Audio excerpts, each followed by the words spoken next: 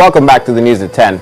Good roads, pipe-borne water, education, among several other social amenities are key for the development of a people, but when these things are absent, it creates fear.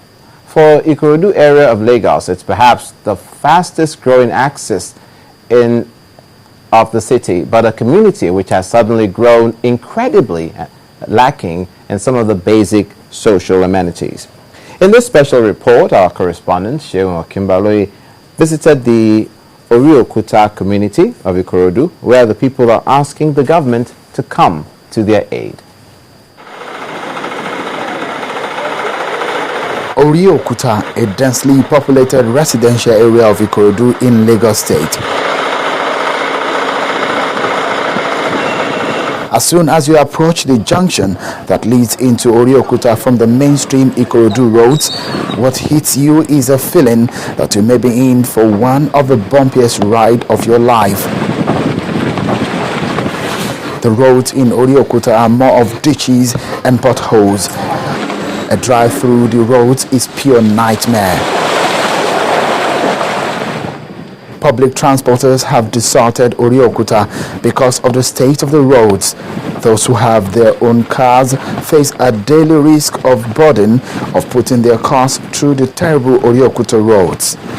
For those without cars, their own means of getting through these roads are via the banished motorcycles, popularly called the Okadas. Odokuta is a community which lacks virtually all forms of infrastructure.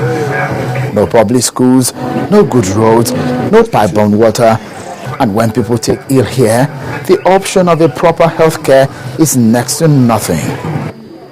This is Odokuta Health Center in Ikorodu West LCDA of Lagos. Well, this is the only option most people who live in Odokuta have when it comes to medical and health services. Inside this health clinic, the rooms, the wards, the toilets, all of them are torn apart. In fact, there are no windows in some of the places where health services are discharged. And when patients come into this place, this is perhaps the only place where they have to wait for their turn. But now, before, there were deliveries, but now that's not possible.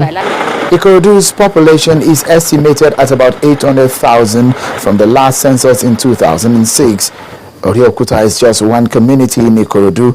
The community association heads here say there are about 2.5 million people living here. That figure may be out of place considering the last census, but in the records of contributions and list of houses in this area, the fear is Odokuta may be housing a population far beyond the predictable. Contributions to fix infrastructure in Odokuta is a usual activity. Some of the community leaders keep records of these contributions. Even with their meager income, the people of Odokuta contribute as much as 10,000 naira each time, while some others do 5 or 3,000 naira. This is Lagos State Government Road, and nothing has been done. Nothing, absolutely nothing. When you say nothing, yes. I can see the drainages on both sides. Yeah. When did those one come? These drainages on both sides were done by people within this community. As they are coming, they are doing it. But can you call these drainages?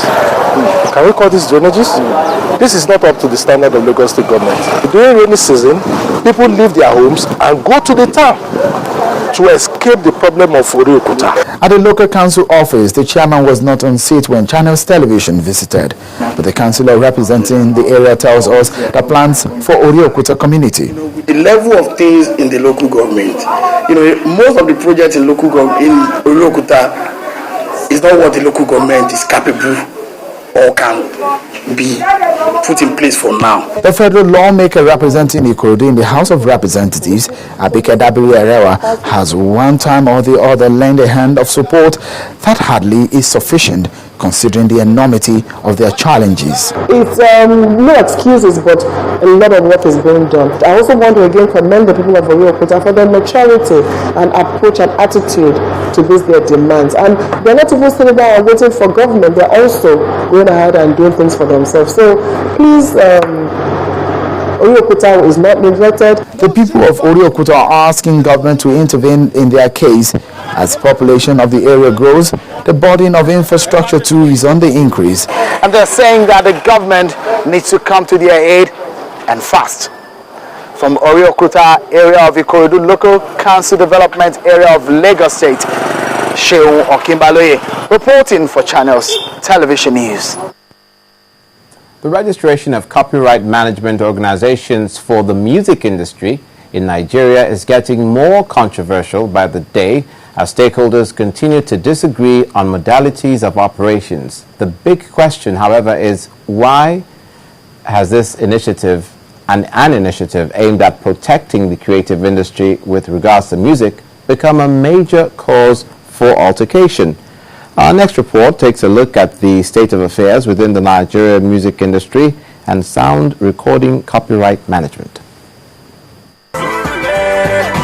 The Nigerian music industry continues to garner accolades, recognition and acceptance within and outside the shores of the country.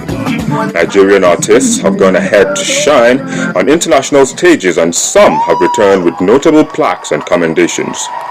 However, behind the glitz and glamour, there is a great division and crisis going on how these artists receive payment for the use of their creative endeavors. Since the licensing of the Copyright Society of Nigeria, COSN, as the only copyright management organization, CMO, in the country in 2010, divergent reactions have followed, which eventually led to the banning of artists licensed under COSN by the Independent Broadcasters Association of Nigeria. They have labeled the operations of the CMO as being antagonistic and full of harassment. The society is not hostile to COSN. What has happened is simply what happens when you have a monopoly. What are the characteristics of monopolies? I mean, monopolies tend to bully because there's no one that can question them. They can fix prices arbitrarily. They can do whatever they feel like doing. And of course, what you will find in a situation like that is there will be resistance. The National Assembly waded into the crisis and after a public hearing recommended that the Nigerian Copyright Commission (NCC) license another CMO to work alongside COSN.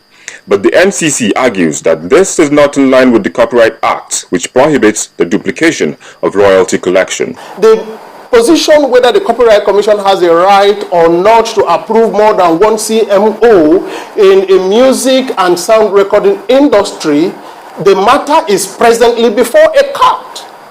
It's therefore sub judice.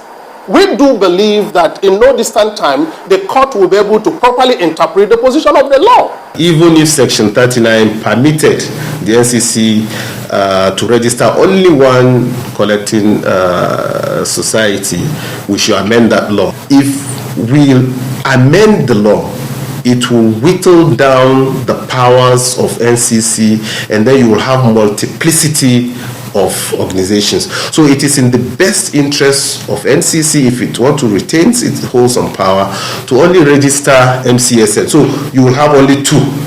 COSN, on its part, maintains that its operations are transparent and warns against having multiple CMOs for music and sound recordings. When you have joint works, what you call collabos in writing, then you have artist A in CMO A and artist B in CMO B. Question becomes which CMO licenses the works, which one collects the royalties. I can fight this over for a very endlessly. And what happens when you have an artist A in CMO A and his publisher is in CMO B? Which of them will license the works? And so goes the stories of different parties and copyright management in Nigeria. Though all parties claim to have the interest of the Nigerian music industry at heart, it's not hard to see that unless this is quickly resolved, it may eventually hinder the industry from going to the next level.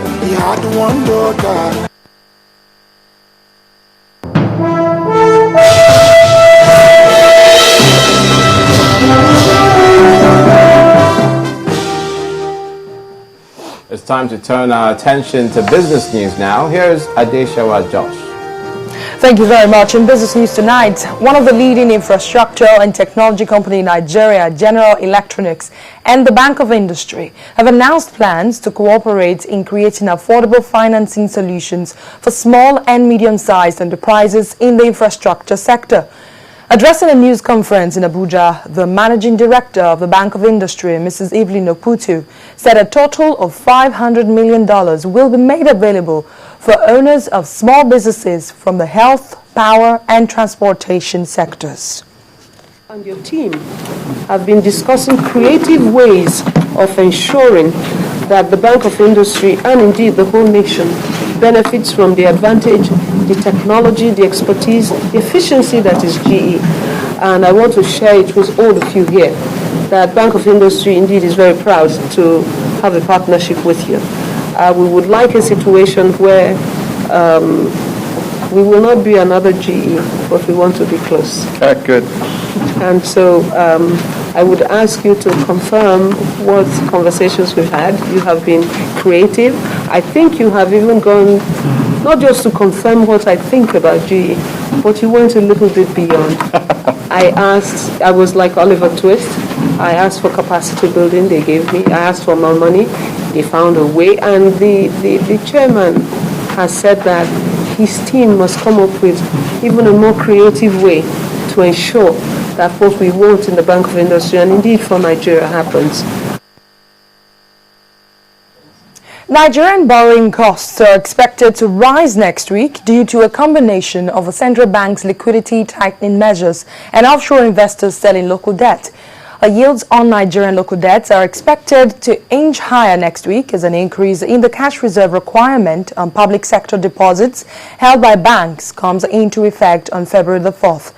Yields on 3 benchmark bonds included in JP Morgan's Emerging Market Government Bond Index have risen by more than 30 basis points in the past week on growing risk aversion by offshore investors after the U.S. Federal Reserve pushed ahead with scaling back its bond buying stimulus. The yield on the 5-year bond was at 13.52% on Friday, compared with 13.17% a week ago, while the 7-year paper was 32 basis points higher at 13.61%, and the 10-year bond was trading at a yield of 13.57%, up 34 basis points. The interbank lending rates closed unchanged this week at an average of 10.3% on Friday, but dealers say they expected them to inch up sharply next week ahead of a planned debit of around 750 billion naira to meet a new cash reserve requirement by the central bank. Lending rates among banks have remained unchanged for the 3rd consecutive week.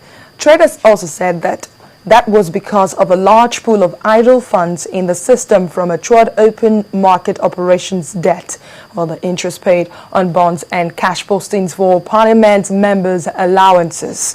The regulator is due to debit bank's account for the CRR Thursday next week. The secured open buyback remained unchanged at 10.15%, 1.85 percentage points lower than the central bank's benchmark rate. Overnight placement was steady at 10.25%, while call money closed at 10.5%, the same as last week. In company news, Flour Mills of Nigeria plans to invest $1 billion over the next 3 to 5 years to fund growth and expand into West Africa. The vice chairman of the company, John Komantaros, said the company's revenue grew between 11 to 15% over the last 5 years, and he expects that rate will continue at the same rate over the next 5 years. According to him, the conglomerate, which manufactures products like pasta, flour, vegetable oil, livestock feed, and also cement, will not need to tap equity markets to fund growth, but rather will be funded by internal cash flows and debt. And finally, a turnover of 2.2 billion shares worth 21.04 billion naira in 27,855 deals were traded this week by investors on the floor of the Nigerian Stock Exchange. The NSE All-Share Index depreciated by 3.21% to close the week at 40,571.62, and the market capitalization also depreciated by 3.18% to close at 13 trillion naira. 15 equities appreciated in prices during the week, lower than 44 of the preceding week. This table is led by Nationwide Express, Costain West, and IPWA PLC. On the other hand, however, 64 equities depreciated in prices, higher than 43 equities of the preceding week, and top on that list are Orlando, Evans Medical, and Union Bank of Nigeria PLC. Meanwhile, 119 equities remained unchanged, higher than 111 equities in the previous week. That's business news at this hour. The news at 10 continues in a minute.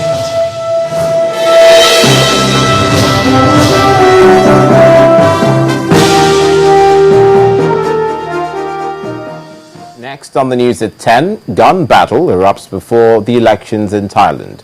Please stay with us.